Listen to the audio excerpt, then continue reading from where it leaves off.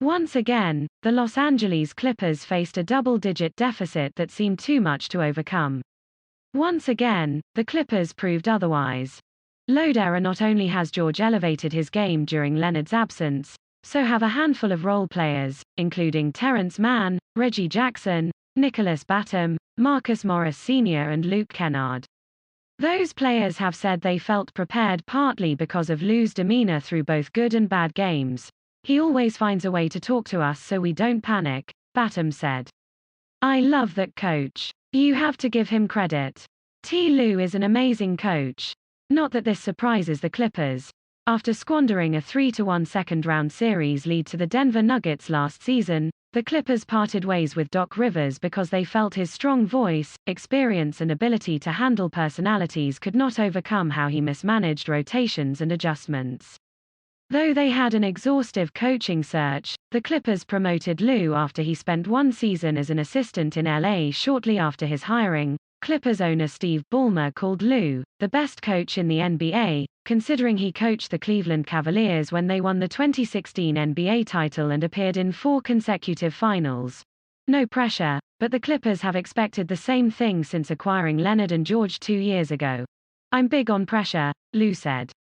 If you don't have pressure, that means you don't have a chance at winning a championship. When you talk about pressure, that means you're in a situation to win. That's what I want to do. I want to be one of the greatest coaches. In order to be great, you have to win. Lue experienced that in Cleveland after the Cavaliers also elevated Lue as an assistant to head coach David Blatt under unique circumstances.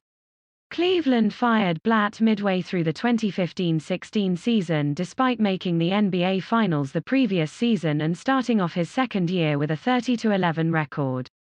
The Cavaliers made the move because it believed players would respect Lue more because of his past experience as an NBA player.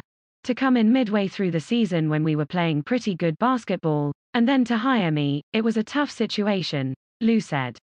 To be thrown in the fire where you have to absolutely win a championship at that point. Those are tough things to face. That is because Lue sensed the Cavaliers would consider it failure if they did not at least return to the finals, let alone win an NBA title. Lue also did not have a training camp to ease the transition. Hence, Lue said he dealt with a lot of stress. We didn't have LeBron go down like Kawhi went down, so we didn't have that issue, Lue said. It's just totally different. In Cleveland, we really leaned on our veteran guys a lot more. The good times did not last when James left for the Lakers 3 years ago.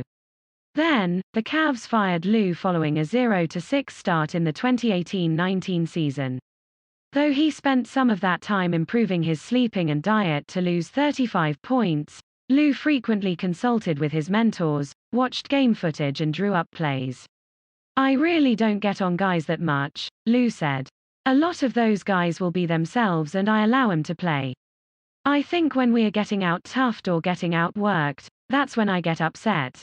To ensure that players don't get upset, Lue has talked directly with players over diminished roles.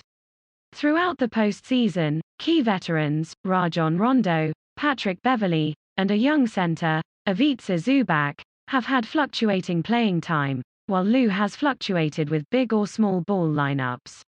Lue has also increased ball handling responsibilities for Leonard and George compared to last season in hopes of fostering more team chemistry and making his star players even more versatile.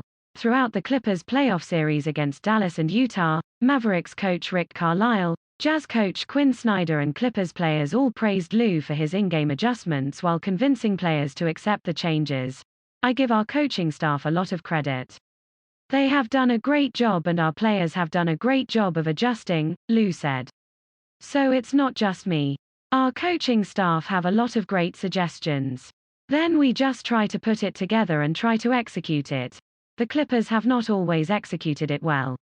They fell to a number 4 seed and appeared on the verge of another disappointing postseason after falling 0-2 both to Dallas and Utah. Yet, the Clippers have kept their championship hopes alive partly because of their first-year head coach. Lue is a pretty even-keeled dude, George said. He's split right down the middle, never up, never down. And so we take his identity throughout the game.